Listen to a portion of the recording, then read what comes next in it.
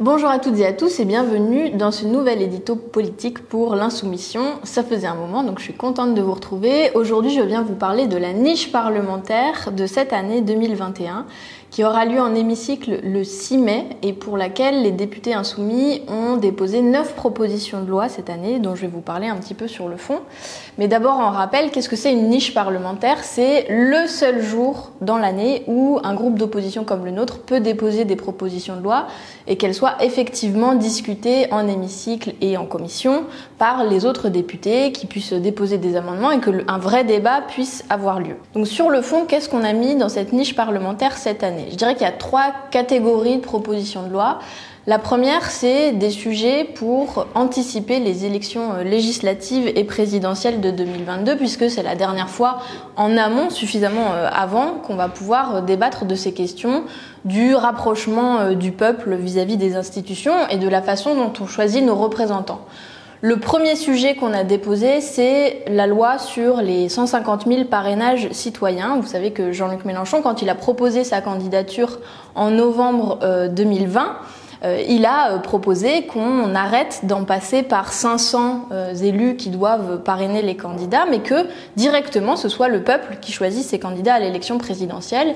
Et donc on a déposé une proposition de loi qui va dans ce sens et on espère qu'elle sera débattue et qu'elle trouvera un écho, parce que ça fait écho à un vrai problème démocratique, un palier supplémentaire qu'on propose d'enlever pour que le peuple directement puisse choisir ses candidats.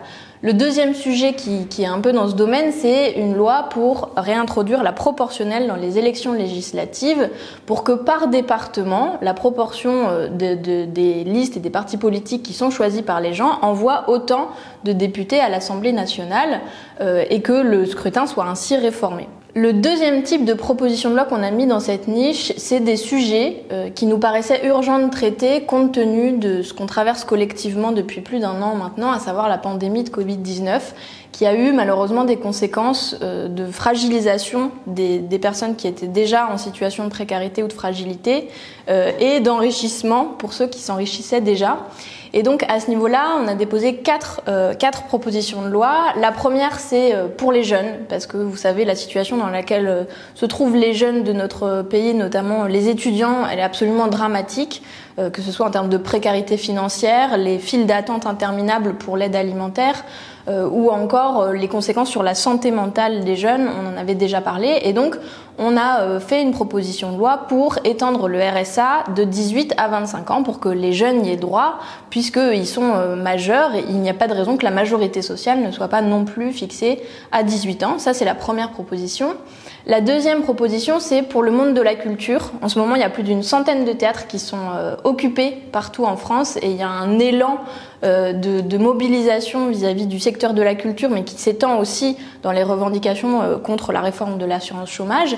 Et on voulait faire écho à la précarité des techniciens, des intermittents, des artistes. Et pour ça, on a proposé une loi qui vise à instaurer un domaine public commun pour que les inégalités chez les artistes auteurs ne soient pas perpétuées d'une génération à l'autre et que les œuvres soient vraiment produites en faveur du plus grand nombre et qu'elles tombent dans un domaine public commun. La troisième loi, c'est la garantie d'emploi. C'est un sujet dont on parle beaucoup en ce moment, mais vous savez que les plans de licenciement se multiplient avec la pandémie. Et il y a beaucoup de gens qui se retrouvent sans emploi, qui sont demandeurs, demandeuses d'emploi, ou alors qui l'étaient déjà avant la pandémie. Et donc pour ça, la garantie d'emploi, en fait, c'est l'assurance qu'un emploi public en faveur de l'intérêt général soit proposé à chacune et à chacun, et que si la personne le souhaite, elle puisse y accéder en fonction des besoins du lieu où elle habite, pour que ce soit fait de manière intelligente et cohérente, et puis pour que ce soit un emploi d'avenir, c'est-à-dire qui est lié à la bifurcation écologique ou qui répond à des vrais besoins en termes de solidarité. Et puis la dernière proposition de loi qui rentre dans cette catégorie liée à la pandémie de Covid-19, c'est une proposition de loi qui vise à taxer les profiteurs de crise, parce que les grands groupes ont continué de s'enrichir, le e-commerce, l'industrie, les grands groupes pharmaceutiques ont fait du profit avec cette épidémie qui nous touche toutes et tous, et donc on propose d'instaurer un prélèvement exceptionnel sur ces grands groupes pour trouver aussi des leviers budgétaires et financer toutes les mesures dont je viens de vous parler. Et enfin, la dernière catégorie de propositions de loi, c'est pour continuer à transcrire l'avenir en commun en proposition de loi et à l'Assemblée nationale, et pour continuer à proposer une société meilleure, plus juste, plus égalitaire, qu'on voudrait voir advenir. Il y en a 3 qui répondent un petit peu à cette description-là. La première, c'est une loi pour reconnaître les traumatismes psychiques des blessés de guerre, c'est-à-dire que toutes les personnes qui sont envoyées au front aujourd'hui par les fronts militaires sur lesquels la France est engagée doivent pouvoir voir reconnu leur traumatisme et les conséquences que ça peut avoir dans leur vie. Donc la première proposition de loi porte sur ce mécanisme de reconnaissance et d'ouverture de droits. La deuxième qui répond à ça, c'est une proposition de loi pour interdire les fermes-usines. Vous savez que c'est des projets qui sont en train de fleurir partout, malheureusement, sur notre territoire.